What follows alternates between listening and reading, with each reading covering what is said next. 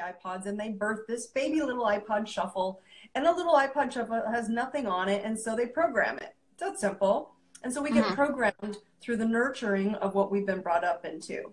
And and thus that starts programming our subconscious, and we start functioning like that. So this would be an example of someone going, "You're acting just like your mother," right? And you're like, "Oh, how rude of you," right? Like, how dare you call me my mother or whatever. And really, it's true.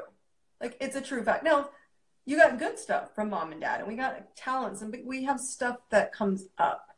And by understanding where our nurturing really does have an impact on our relationships, it changes what you're willing to accept and go for.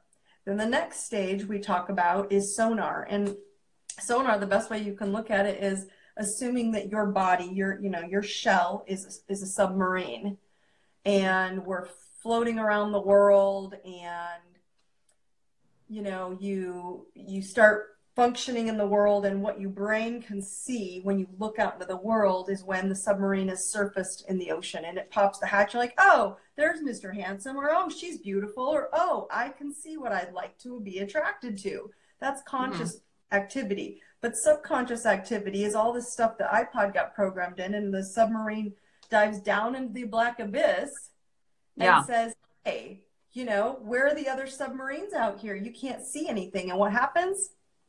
You ping out a sonar ping, which is your energy. So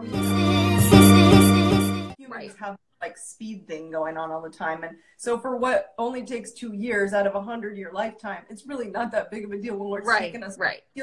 But we're so impatient, right? Like, I should have fixed it yesterday, and you only get 1 month to fix your stuff and pull it together and be a good person. And I can't remember if it was you that said this to me or somebody else, but I say this to a lot of my friends when they're like getting stressed out about men. Like, if you knew that there was going to be the perfect person in 5 years from now, would you still be stressing about it today? Right. And obviously the answer is always no. But it's like, we don't have that mentality. We have the, I want it now. I want to feel that, I want that attention. I want the satisfaction of that. I want the partnership part of that, whatever. And I think that that's where people get into settling, is that they're not willing to wait for that.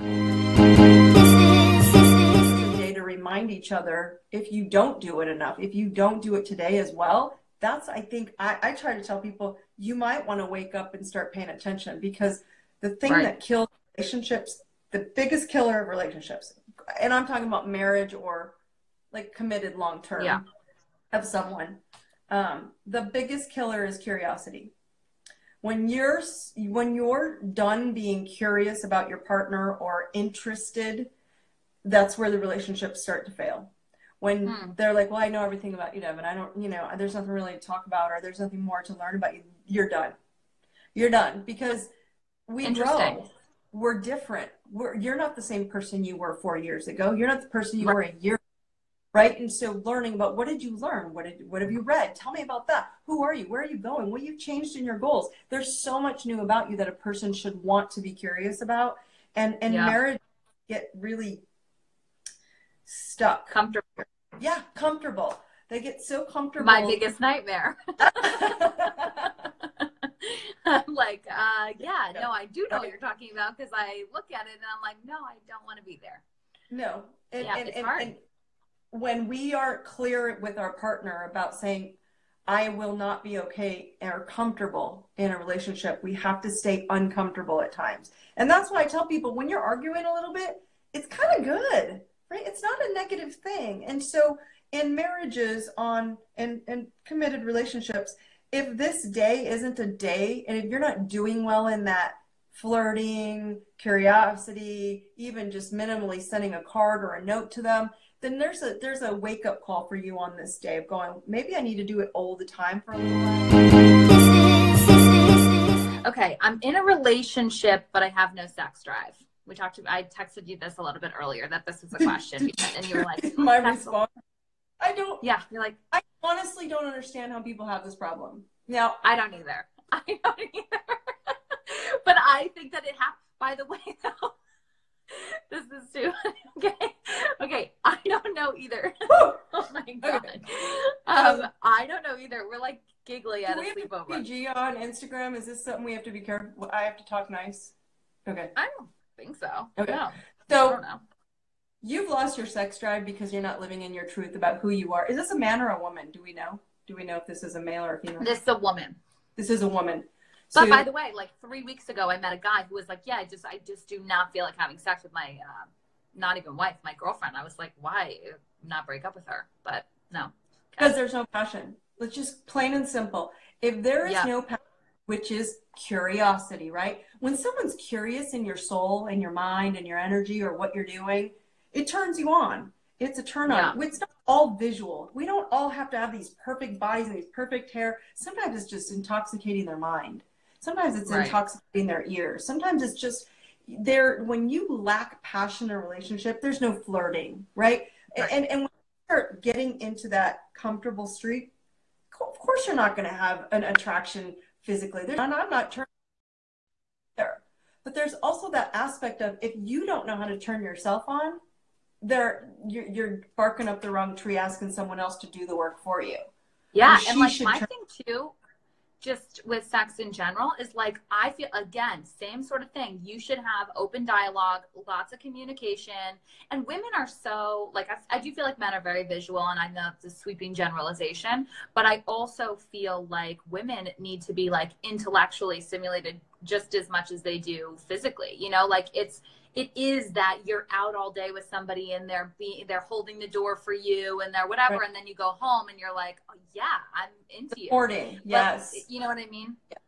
Yeah. So this is a huge piece. And like I said, this now walks you into the next aspect that is, do you want sex or do you want intimacy? The intimacy is all those things you just laid out.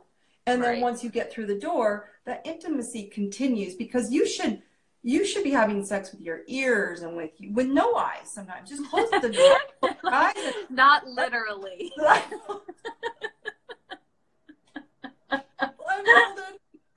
But it should be intimate. You should be able to feel your partners without, and that's what I'm saying. We have lost intimacy. So of course, when there's no intimacy, there's no passion. When there's no passion, you kind of start losing a drive.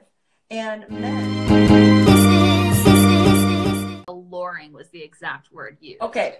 You need to be wearing lace at all times. You need to do your hair. You need to, It's just like about making yourself feel good.